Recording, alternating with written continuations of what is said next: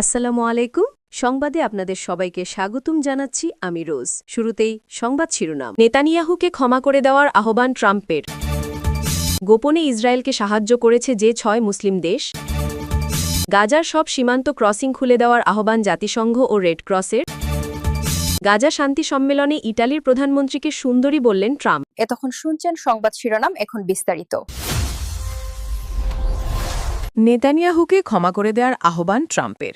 Israeli প্রধানমন্ত্রী Benjamin নেতানিয়াহুকে ক্ষমা করে দেওয়ার জন্য দেশটির প্রেসিডেন্ট আইজ্যাক হারজাগের প্রতি আহ্বান জানিয়েছেন মার্কিন প্রেসিডেন্ট ডোনাল্ড ট্রাম্প। সোমবার ১৩ই অক্টোবর জেরুজালেমে ইসরায়েলি পার্লামেন্টে দেওয়া ভাষণে এ আহ্বান জানান ট্রাম্প। এক প্রতিবেদনে আল জাজিরা বলছে, নেতানিয়াহুর বিরুদ্ধে ইসরায়েলে দুর্নীতির অভিযোগে বিচার কার্যক্রম চলছে। ট্রাম্প ইসরায়েলের পার্লামেন্টে ঘণ্টাখানেকের বেশি সময় ভাষণ দেন। ভাষণে ইসরায়েলের প্রেসিডেন্টের উদ্দেশ্যে তিনি বলেন, আমার একটা ভাবনা আছে, প্রেসিডেন্ট, আপনি কেন তাকে ক্ষমা করে দিচ্ছেন না? সিগার, শ্যাম্পেন এসব নিয়ে কারোর কি এত মাথা ব্যথা? ২০১৯ সালে নেতানিয়াহুর বিরুদ্ধে ৩টি মামলা করা হয়েছিল। এর একটি ছিল একজন ব্যবসায়ীর কাছ থেকে $2,10,000 সিগারেট, শ্যাম্পেন উপহার নেওয়ার অভিযোগ। যদিও নেতানিয়াহু বরাবরই তার বিরুদ্ধে আনা অভিযোগ অস্বীকার করে এসেছেন। ইসরায়েলের প্রেসিডেন্টের পদটি মূলত আনুষ্ঠানিক, তবে বিশেষ পরিস্থিতি দেখা দিলে অপরাধীকে ক্ষমা করে দেওয়ার ক্ষমতা তার রয়েছে। ২০২০ সালে নেতানিয়াহুর বিরুদ্ধে বিচার প্রক্রিয়া শুরু হয়েছে। এখনও মামলাগুলোর রায় হয়নি।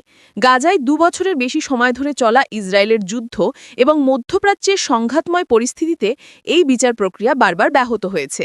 গত জুনে ট্রাম্প একবার নেতানিয়াহুর বিরুদ্ধে চলা বিচার প্রক্রিয়া বাতিল করার আহ্বান জানিয়েছিলেন। এই বিচার প্রক্রিয়াকে একজন নির্বাচিত দক্ষিণপন্থী নেতাকে উৎখাতের লক্ষ্যে বামপন্থীদের রাজনৈতিক হয়রানির ঘটনা বলে আখ্যায়িত করেছেন নেতানিয়াহু।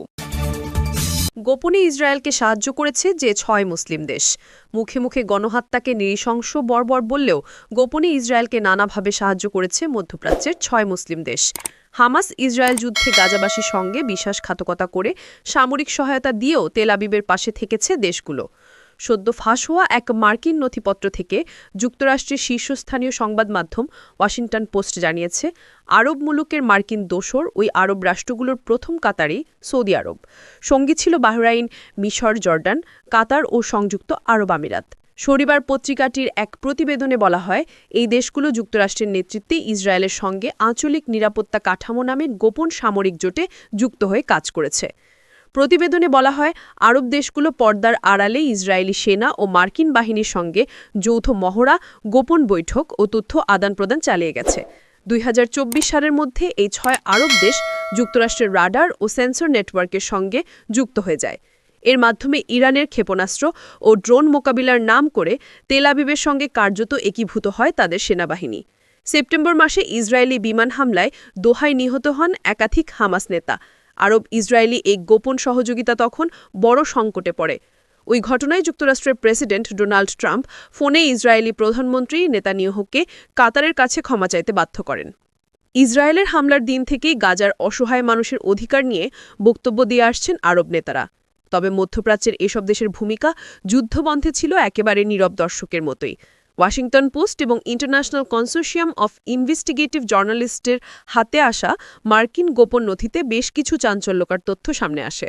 নথিতে বলা হয়, ২০২২ সালে মার্কিন সেন্ট্রাল কমান্ড বা সেন্টকমের নেতৃত্বে এই জোট গঠিত হয়। জোটটির মূল লক্ষ্য ছিল ইরানের হুমকি মোকাবিলা। তবে বাস্তবে এই জোটটির কার্যক্রমের বড় অংশই ছিল গাজা ও হামাস বিরোধী যুদ্ধ প্রশিক্ষণ ও গোয়েন্দা তথ্য বিনিময়। গাজার সব সীমান্ত ক্রসিং খুলে দেওয়ার আহ্বান জাতিসংঘ ও রেড ক্রসের। জাতিসংঘ ও আন্তর্জাতিক রেড ক্রস কমিটি গাজায় সব সীমান্ত ক্রসিং খুলে দেওয়ার আহ্বান জানিয়েছে, যাতে যুদ্ধবিধ্বস্ত ফিলিস্তিনি ভূখণ্ডে জরুরি মানবিক সহায়তা পৌঁছানো যায়। রেড ক্রসের মুখপাত্র ক্রিশ্চিয়ান কার্ডান জেনেভায় সাংবাদিকদের বলেন, মানবিক সহায়তা কর্মীদের, বিশেষ করে রেড ক্রসের পক্ষ থেকে আমরা যে আহ্বান জানাচ্ছি তা হল, বৃহৎ চাহিদার কারণে সব প্রবেশপথ খোলা থাকা নিশ্চিত করতে হবে। জাতিসংঘের মানবিক সহায়তা সংস্থা OCHA এর মুখপাত্র ইয়েন্স লারকে বলেন, আমাদের সব সীমান্ত পথ খোলা প্রয়োজন। টাইমস অফ ইসরায়েল জানিয়েছে, ইসরায়েল ও জিম্মি পরিবারের পক্ষ থেকে অভিযোগ করা হচ্ছে হামাস অস্ত্রবিরতি শর্তভঙ্গ করছে, কারণ তারা এখনও ২৪ জন নিহত জিম্মির মরদেহ ফেরত দেয়নি। এদিকে তুরস্কের প্রেসিডেন্ট রিসেপ তাইয়েব এরদোগান বলেছেন, নতুন যুদ্ধবিরতি চুক্তির আওতায় তিনি গাজা পুনর্গঠনের জন্য গালফ দেশগুলো, যুক্তরাষ্ট্র ও ইউরোপের সহযোগিতা মিশরের শার্ম আল শেখে গাজার ভবিষ্যৎ নিয়ে অনুষ্ঠিত বৈশ্বিক সম্মেলন শেষে দেশে ফেরার পথে সাংবাদিকদের তিনি বলেন, পশ্চিমা দেশগুলোর ফিলিস্তিন রাষ্ট্রকে স্বীকৃতি দেওয়ার সিদ্ধান্তকে দুই রাষ্ট্র সমাধানের ভিত্তি হিসেবে দেখা উচিত। তুর্কি প্রেসিডেন্টের কার্যালয় থেকে প্রকাশিত বিবৃতিতে আরও বলা হয়েছে, এরদোগান বিশ্বাস করেন গাজার পুনর্গঠনের প্রকল্পগুলোর অর্থায়ন দ্রুত পাওয়া যাবে। গাজা শান্তি সম্মেলনে ইতালির প্রধানমন্ত্রীকে সুন্দরী বললেন ট্রাম্প।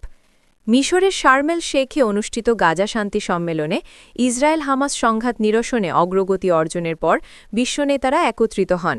এ সময় যুক্তরাষ্ট্রের প্রেসিডেন্ট ডোনাল্ড ট্রাম্প তার মধ্যস্থতার ভূমিকার প্রশংসা পান। তবে আলোচনার চেয়ে বেশি মনোযোগ করে ইতালির প্রধানমন্ত্রী জর্জিয়া মেলোনিকে ঘিরে তার মন্তব্য, যা মুহূর্তে সামাজিক যোগাযোগ মাধ্যমে আলোচনার ঝড়। বক্তৃতার সময় ট্রাম্প উপস্থিত বিশ্বনেতাদের ধন্যবাদ জানাতে গিয়ে মেলোনির প্রতি ব্যক্তিগত মন্তব্য করেন। তিনি বলেন, আমাদের এখানে এক নারী আছেন, এক তরুণী। আমি আসলে এটা বলার অনুমতি পাই না, কারণ যুক্তরাষ্ট্রে কোনো নারীকে সুন্দর বললে সাধারণত সেটিই হয় আপনার রাজনৈতিক জীবনের সমাপ্তি। এরপর মেলোনির দিকে ঘুরে ট্রাম্প যোগ করেন, আমি ঝুঁকি নিচ্ছি, কিন্তু বলতে চাই আপনি সত্যিই সুন্দরী। আশা করি এতে আপনি কিছু মনে করবেন না। এখানে আসার জন্য ধন্যবাদ, আমি কৃতজ্ঞ। এই মন্তব্যের ভিডিও ক্লিপটি দ্রুত সামাজিক যোগাযোগ মাধ্যমে ছড়িয়ে পড়ে। অনেকে ট্রাম্পের প্রশংসাকে অস্বস্তিকর বলে মন্তব্য করেন, বিশেষত মেলোনির মুখের অভিব্যক্তি দেখে অনেকে ধারণা করেন তিনি এতে তেমন সন্তুষ্ট ছিলেন না। একই সম্মেলনে মেলোনির আরেকটি ভিডিও ব্যাপকভাবে ভাইরাল হয়, যেখানে তাকে তুরস্কের প্রেসিডেন্ট রিসেপ তাইয়েব এরদোগানের সঙ্গে হাস্যরসতক আলাপ করতে দেখা যায়। পাশে ছিলেন ফ্রান্সের প্রেসিডেন্ট ইমানুয়েল ম্যাক্রঁ। ভিডিওতে এরদোগান মেলোনিকে উদ্দেশ্য করে বলেন, আপনাকে দেখতে চমৎকার লাগছে, তবে আমি আপনাকে ধূমপান সারতে বাধ্য করব। মেলোনি তখন হাসতে হাসতে জবাব দেন, আমি জানি। ট্রাম্প ও এরদোগানের সঙ্গে এই দুই ভিন্ন মুহূর্তের ভিডিওর কারণে মেলোনি সামাজিক মাধ্যমে আলোচনার কেন্দ্রবিন্দুতে পরিণত হয়েছেন। শার্মেল শেখের এই সম্মেলন ছিল ইসরায়েল ও হামাসের মধ্যে সংঘাত প্রশমনে এক গুরুত্বপূর্ণ কূটনৈতিক উদ্যোগ, যেখানে ট্রাম্প অন্যান্য বিশ্বনেতাদের উদ্দেশ্য বলেন, আপনারা আমার বন্ধু, অসাধারণ মানুষ। যদিও কয়েকজন আছেন যাদের আমি তেমন পছন্দ করি না, তবে কে তারা সেটা বলবো না।